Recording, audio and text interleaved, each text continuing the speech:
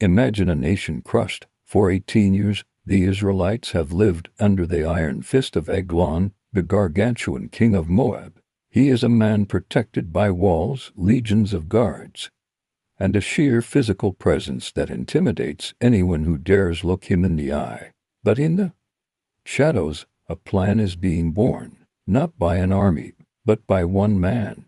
A man with a physical defect that would become his greatest weapon. This is the story of Ehud, the left-handed assassin. King Eglon wasn't just a ruler, he was a conqueror. He had allied with the Ammonites and Amalekites to seize the city of palms, Jericho. For nearly 2 decades, Israel sent tribute, essentially protection money, to keep Eglon from wiping them out. Enter Ehud. He was chosen to deliver the tribute. To the Moabite guards, Ehud looked like any other servant. But Ehud had a secret. In a world where every soldier was trained to fight right-handed, Ehud was left-handed. He fashioned a double-edged dagger, about 18 inches long. Crucially, he strapped it to his right thigh, hidden under his clothes. Guards always search the left hip, the standard place for a right-handed warrior to draw a sword. The day of the tribute arrives. The heat is stifling. Ehud leads the procession into the cool stone halls of Eglon's palace.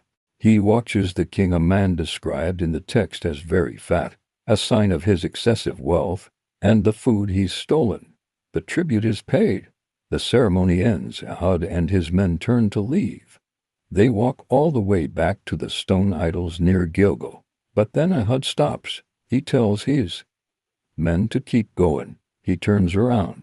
Ehud approaches the throne again. He leans in and whispers to the king, "I have a secret message for you, O king." Curiosity kills. Eglon, sensing a political advantage, signals his guards to leave.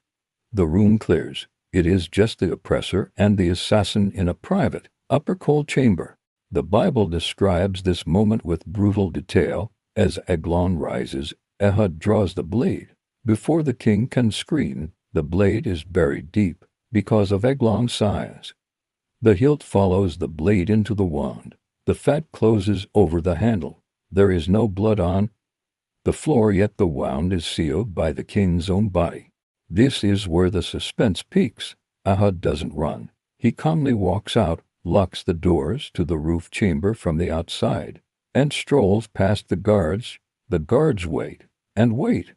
They see the doors are locked and assume the king is relieving himself. The Hebrew text is quite humorous here.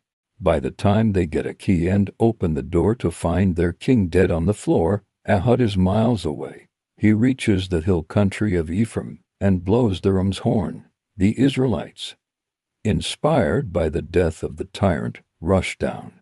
That day, the power dynamic shifted. 10,000 Moabite soldiers were struck down.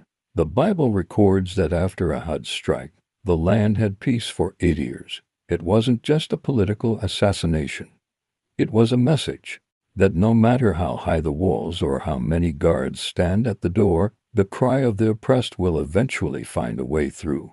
History remembers the kings, but it's the ones in the shadows who change the world.